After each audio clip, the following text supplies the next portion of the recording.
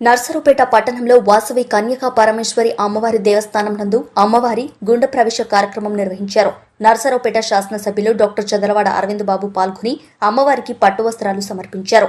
ప్రత్యేక పూజలు చేశారు.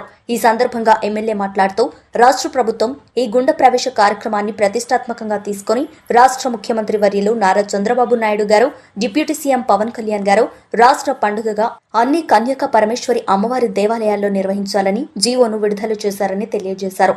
ఈ కార్యక్రమంలో దేవాలయ కమిటీ సభ్యులు, ఆర్యవైశ్య ప్రముఖులు పాల్గొన్నారు.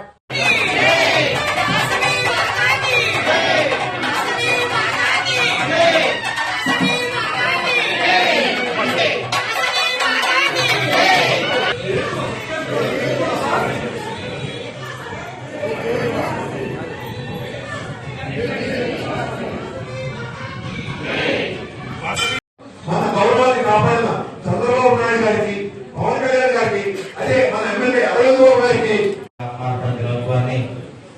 రాష్ట్ర పండుగ చేసుకున్నందుకు నారా చంద్రబాబు నాయుడు గారికి, మమ్మల్ని గుర్తించినందుకు నారా చంద్రబాబు నాయుడు గారికి, పవన్ కళ్యాణ్ గారికి, రాష్ట్ర ప్రభుత్వ అధికారులందరూ కూడా ధన్యవాదాలు తెలియజేస్తూ, వాసవి అమ్మవారు ఆత్మార్పణ చేసి ఇప్పటికీ 1108 సంవత్సరాలు, మరి 1109వ సంవత్సరంలో జాయిన్ అయ్యాం మనం.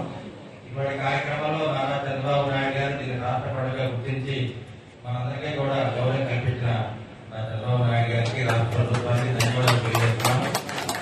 అదేవిధంగా అమ్మవారి ఆత్మార్పణ దినోత్సవాన్ని ఎంతో ఘనంగా నిర్వహించిన వాసమ్మవారి ప్రతిభూతి మెంబర్లందరూ కూడా ధన్యవాదాలు తెలియజేస్తూ, ఆదివాసీ ప్రముఖులు, పెద్దలు, మహిళలు, అక్కడి దగ్గర అందరూ కూడా మరొకసారి వాసమ్మవారి శుభాకాంక్షలు తెలియజేస్తూ, మరొకసారి అమ్మవారిని స్మరించుకుంటూ ఈ అమ్మవారి దేవల్ల మన నర్సరావుపేట పట్టణం ఎంతో సుఖశాంతితో వర్ధిల్లాలని చెప్పి తెలియజేస్తూ ఇటువంటి కార్యక్రమాన్ని ఘనంగా ఏర్పాటు చేశారు.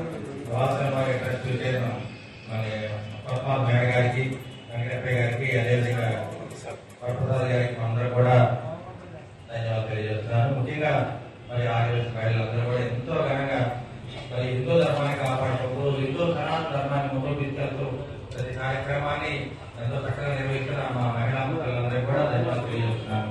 జై వాసవి మాతాకు.